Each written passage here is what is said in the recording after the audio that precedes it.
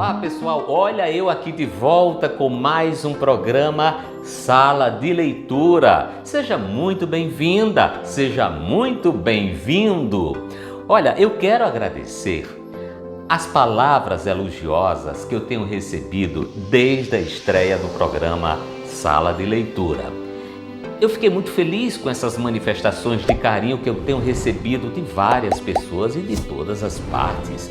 Então, eu quero dizer que este programa tem mesmo esse caráter de prestação de serviços, porque eu entendo, na condição de professor, que o livro deve circular na sociedade como um bem público. E é preciso que tenhamos acesso democrático ao livro, à leitura, à literatura. Então você confere no programa de hoje. O livro e a biblioteca escolar. Qual o papel dos mediadores de leitura e bibliotecários no desenvolvimento do gosto pela leitura e na formação do leitor? E ainda, uma conversa descontraída com a escritora Salizete Freire. Ela vai falar sobre a sua produção literária. Como é? Vamos nessa? O nosso programa está só começando!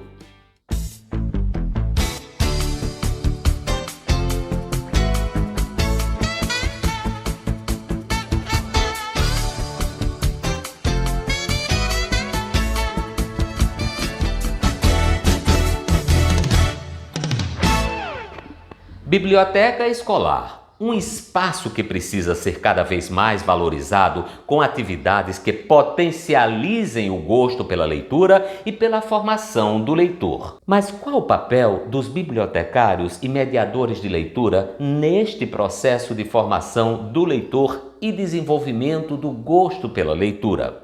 É o que você confere agora.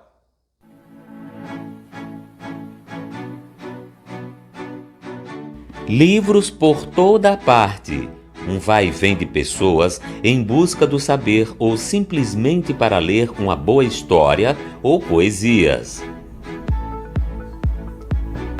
A biblioteca é esse espaço de sistematização do conhecimento através de suportes variados em que está ancorada a informação.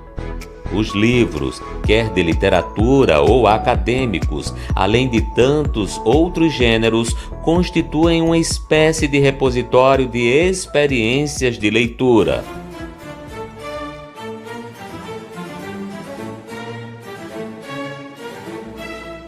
Estima-se que os primeiros acervos bibliográficos tenham começado no século XVI em Salvador, então sede do governo geral, ainda no Brasil colônia. Mas somente com a chegada da família real portuguesa em 1808 é que a expansão de livros vai ganhar uma maior importância.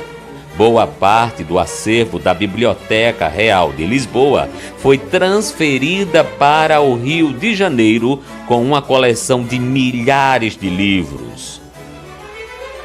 A primeira biblioteca no Brasil foi inaugurada no dia 13 de maio de 1811 e chamou-se de Biblioteca Real do Rio de Janeiro, mais tarde a Biblioteca Nacional. Segundo dados do IBGE, o Brasil possui mais de 7.000 bibliotecas, a maioria concentrada na região sudeste. Muitos municípios do país não possuem sequer uma biblioteca pública. Esse dado é um alerta para que novos investimentos possam ser feitos para criar e manter as bibliotecas públicas com acervo e dinamização.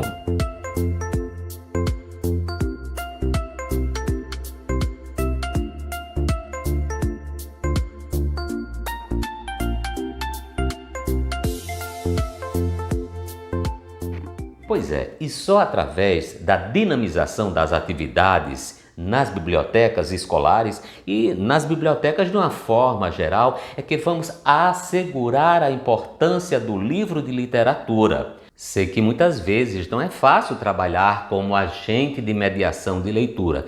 Isso porque falta tudo, desde incentivo, apoio e o principal, que são os livros. Por essa razão é que defendemos a implantação de políticas públicas capazes de evidenciar da relevância e acesso democrático através da leitura de literatura. E aqui vai um apelo aos gestores públicos: valorizem mais os espaços escolares, valorizem mais as bibliotecas públicas, para que tenhamos o acesso mais democratizado, o acesso ao livro, à leitura, o acesso ao conhecimento e ao saber.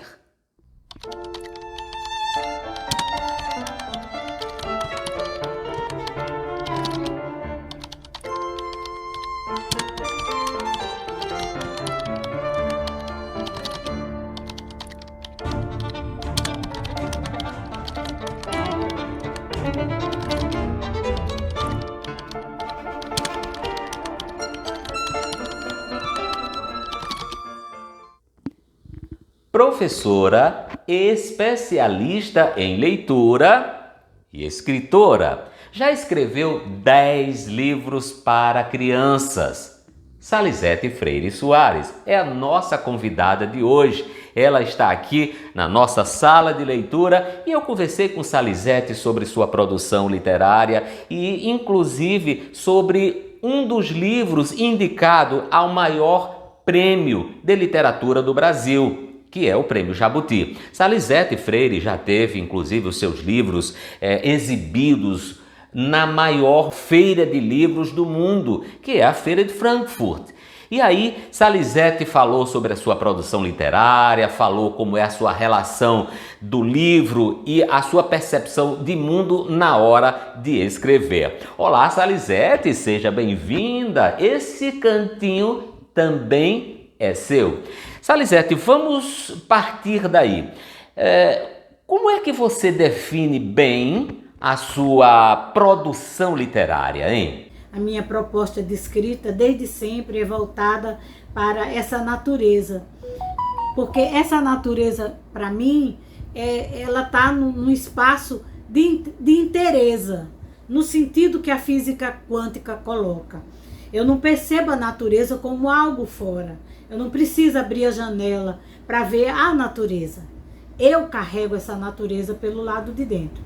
Então eu escrevi, inclusive meu primeiro trabalho, ele repercutiu muito bem no Brasil, que foi no Instituto Ayrton Senna. E era Planta Pra Que Te Quero, Bicho Pra Que Te Quero, Mundo Pra Que Te Quero. E nesse bicho tem muita minha infância. E é porque eu reforcei a minha identidade lendo a própria Clarice Lispector, que botava nome nas galinhas. E a minha memória, eu carrego no meu imaginário essa carga de memórias em que minha avó deitava uma galinha, por exemplo, e me dava um pinto, que eu não sabia se ia ser um galo ou uma galinha, só de futuro. E quando aquele animal estava gordo, ou tinha parado de botar ovo, de ovular, de servir ali a casa de alguma maneira com os derivados, ela tossia o pescoço e torrava. Então a participação da criança era só o respeito pelo o maior, pela pessoa adulta, mas o adulto não tinha aquela estima que a gente tinha. Olha, Salizete, quando eu soube que um dos seus livros estava indicado para concorrer ao Prêmio Jabuti, que foi o livro Mundo Pra Que Te Quero, eu devo dizer que eu fiquei muito feliz. Como é que você encarou e qual o significado dessa indicação para você, hein? Significa muito para um escritor assim que não está naquele eixo do Sudeste.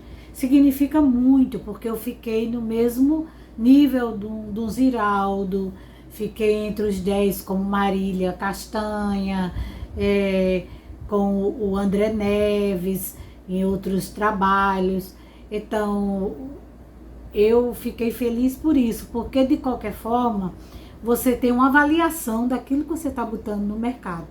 E o mercado do livro é um mercado como outro qualquer, que exige qualidade, que exige preço, que exige divulgação, que exige todas as qualidades que o mercado moderno exige. Então, há uma avaliação muito grande quando você concorre nesses prêmios.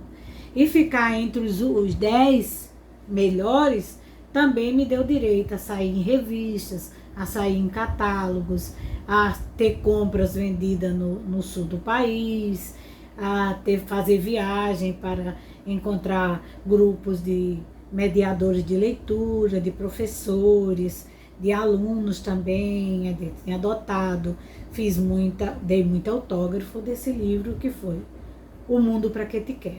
Olha, Salizete, eu quero agradecer imensamente a sua participação aqui no nosso programa Sala de Leitura e dizer que eu fiquei muito feliz de ter conversado com você. Espero outras oportunidades para que você volte aqui no meu programa e a gente continue batendo esse papo sempre agradável.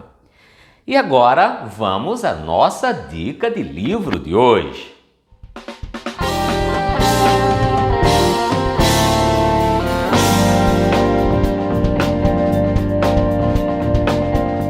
Nossa dica de livro é esse aqui, ó. Para os que gostam de biografias, eu estou indicando Nicolau e Alexandra, o relato clássico da queda da dinastia Romanov, de autoria de Robert Massi, editado pela editora Rocco. É um livro que eu particularmente adorei. Primeiro, porque eu gosto, de fato, de biografias. Segundo, porque trata-se de um dos maiores historiadores, que é o Robert Massi. Ele fez uma compilação de cartas de Alexandra, de Nicolau, e a partir dessa compilação ele fez toda uma narrativa, todo um relato, trazendo aquela realidade do Império Russo e os seus últimos dias em 1917, quando houve a revolução naquele país e a queda então da monarquia, com a ascensão do regime socialista. O que me chama a atenção é sim esse cuidado, essa biografia considerada inclusive um clássico contemporâneo, não é? Então, Robert Massi combina de uma forma extraordinária esse cuidadoso trabalho de pesquisa, né, no campo da biografia e de coleta dos dados. Então aqui, Picolé Caicó, passando agora. Não estava previsto esse marketing, ó.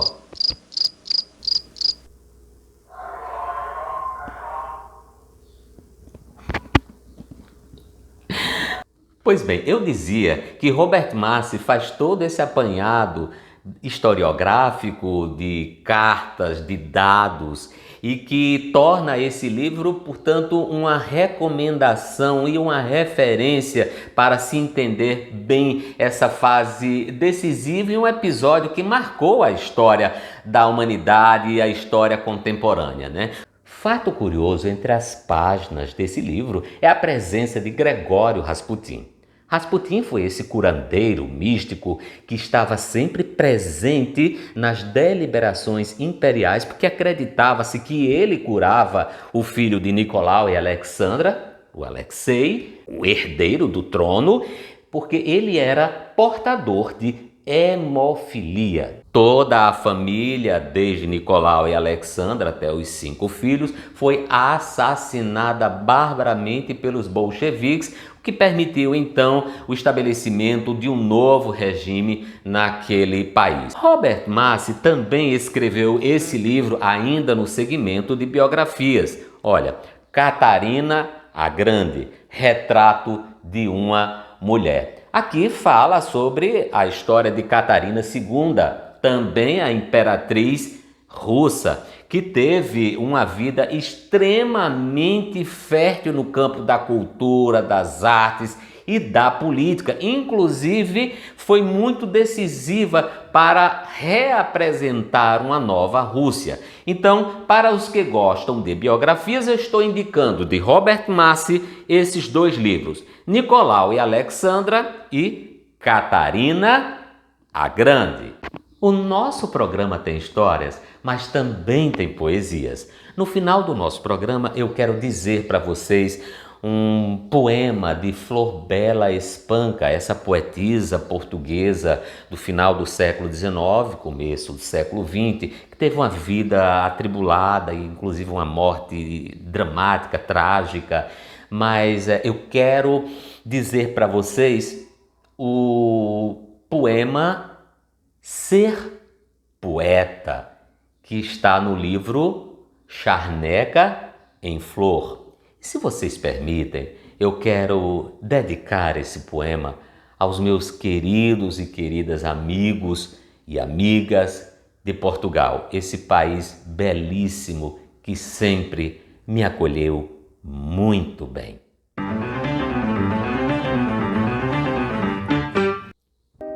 Ser poeta é ser mais alto, é ser maior do que os homens. Morder como quem beija é ser mendigo e dar como quem seja, rei do reino de aquém e de além-dor. É ter de mil desejos o esplendor e não saber sequer que se deseja. É ter cá dentro um astro que flameja. É ter garras e asas de condor. É ter fome, é ter sede de infinito, por elmo as manhãs de ouro e de cetim. É condensar o mundo num só grito. E é amar-te assim, perdidamente. É seres alma e sangue e vida em mim, e dizê-lo cantando a toda a gente. E com este poema de Flor Bela Espanca, eu me despeço por hoje, mas eu espero você no próximo programa. Um forte abraço e até lá! Tchau!